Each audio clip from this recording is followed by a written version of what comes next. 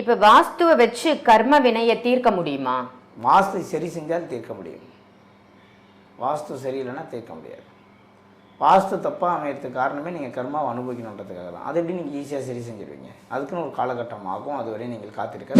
தாத்தா வேறு பேரன் வேறு இல்லை. தாத்தாவுடைய குணம் பேரனுக்கு இருக்கும், தாத்தாவுடைய ஜாட பேரனுக்கு இருக்கும், தாத்தாவுடைய செயல் பேரனுக்கு இருக்கும், தாத்தாவுடைய பாவ புண்ணியம் பேரனுக்கு உடல் ஆரோக்கியம், படிப்பு கட்டை கொடுக்கும். எதுவுமே ஒரு பீஸ்ஃபுல்லாகவே இருக்காது. வீடாகவே இருக்காது மேடம். அந்த வீட்டில் இருக்கிறவங்க யாரும் சந்தோஷமாக இருக்க மாட்டாங்க, நல்லா தூங்க மாட்டாங்க. நல்ல தூக்கமும் சந்தோஷமும் இல்லாத வீட்டில் மிகப்பெரிய வாஸ்து குறைகள் தான். கங்கா ஆரத்தி என்பது நம்ம இப்போ அவினாசி பக்கத்தில் ஆல்ரெடி ஒரு கங்கா ஆரத்தி பயங்கர விசேஷமாக பண்ணோம். 2025 தண்டலம் ஆஞ்சநேயர் கோவிலில், பெருமாள் கோவிலில் இருக்கக்கூடிய ஆஞ்சநேயருக்கு நம்ம பண்ணோம். இப்போ பெருமாளுக்கே பண்ணுறோம். கோவிந்தராஜ பெருமாள் கோவில் அவினாசியிலேருந்து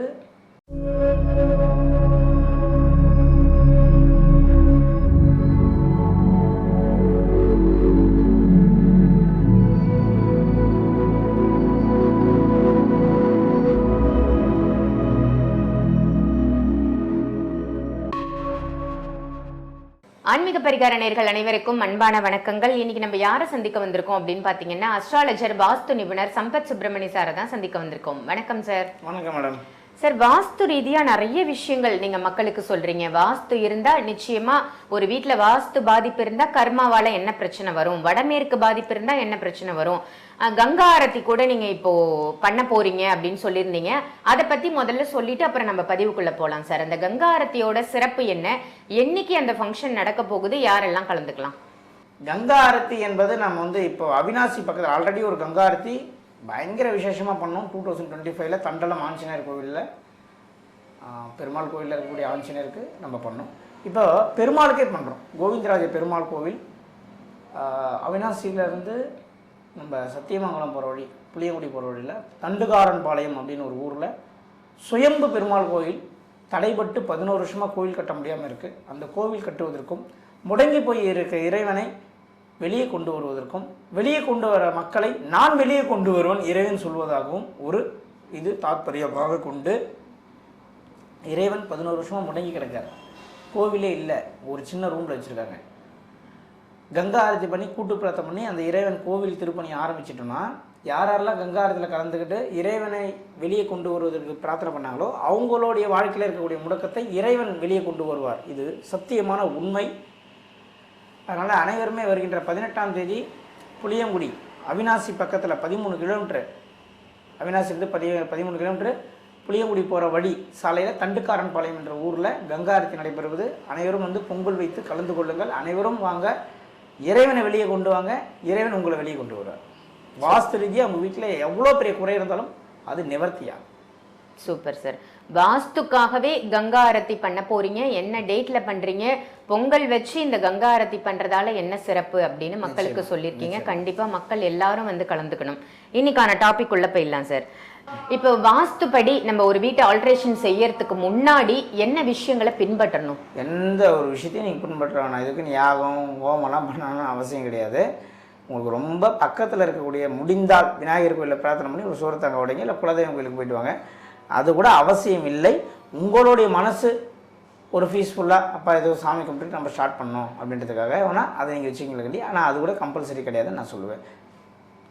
சரி, இப்போ இந்த வாஸ்துக்கும் கர்மாக்கும் தொடர்பு இருக்கா? வாஸ்துபடி தான் வீடு அமையும், கர்மாபடி தான் வாஸ்து அமையும். எல்லாமே ஒன்றோட ஒன்று இன்டர்லிங்க் தான்.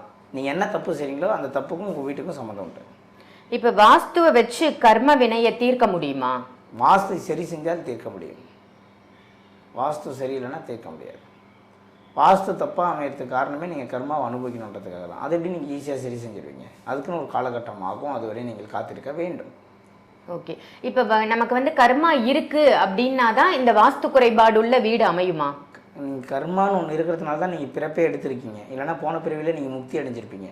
பிறந்த அனைவர்களுக்குமே கர்மா இருக்குது. கர்மானா என்ன? கர்மா என்பது செயல். நல்ல செயலும் இருக்குது, தீய செயலும் இருக்குது. கர்மானா எல்லாமே கெட்டதை நினச்சிட்டு இருக்கேன். கர்மா என்பது செயல். கர்மா என்ற வார்த்தைக்கு அர்த்தம் செயல் என்று பொருள். செயல் என்றால் நல்வினை தீவினைன்னு இருக்குது. நீங்கள் நல்வினை செஞ்சால் நல்வினையும், தீவினை செஞ்சால் தீவினையும் வரும்.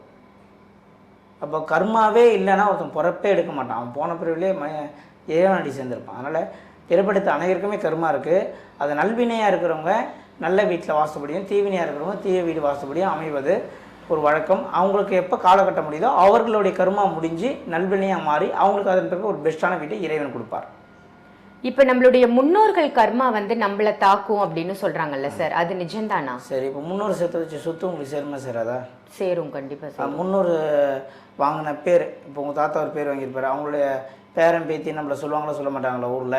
ஆமாம், அதேமாரி தான் முன்னோர்கள் வேற நம்ம வேற இல்லை, ரெண்டுமே ஒன்றோட ஒன்று தான். தாத்தா வேற பேரன் வேற இல்லை. தாத்தாவுடைய குணம் பேரனுக்கு இருக்கும், தாத்தாவுடைய ஜாட பேரனுக்கு இருக்கும், தாத்தாவுடைய செயல் பேரனுக்கு இருக்கும், தாத்தாவுடைய பாவ புண்ணியம் பேரனுக்கு உண்டு. ஓகே, இப்போ நமக்கு தெரியாது, நம்ம ஒரு புண்ணிய கர்மாவா இருக்கோம்னு வச்சுக்கோங்களேன்.